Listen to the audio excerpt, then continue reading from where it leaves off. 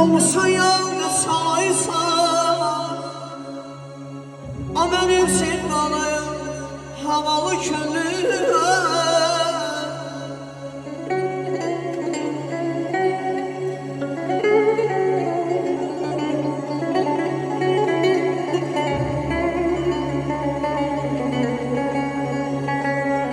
Yine gizli gizli ya damlayırsan,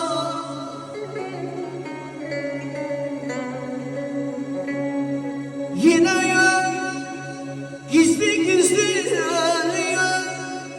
damlayırsan, kimden öğrensen bu halı könlüme.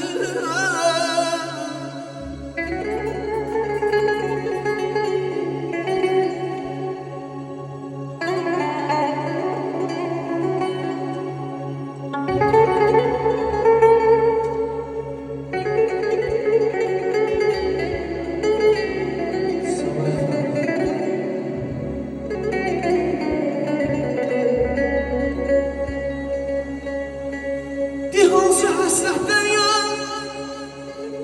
yine danışdılar ya,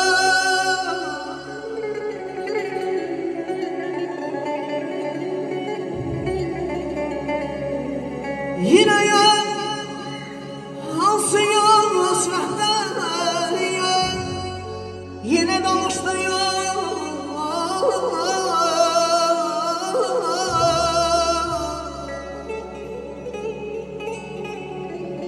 Gönlüm göz yaşıyor, üzüm aktar, yanmadım olamam.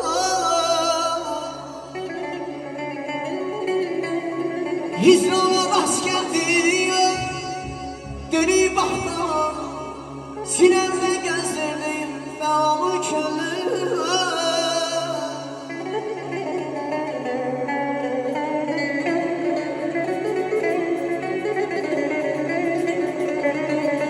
Gözler umut olsun. Allah ve seni hoşbəxt olasın. Allah seni bu toyunu mübarək eləsin deyirik. Allah Teala'dan arzum budur ki, Allah Teala anan bəyimizə bir övlad payı qismət eləsin. Gün o gün olsun ki, övlad toyuna gələk inşallah.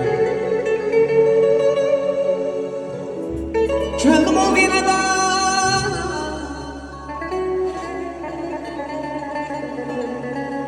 çöldüm o binada.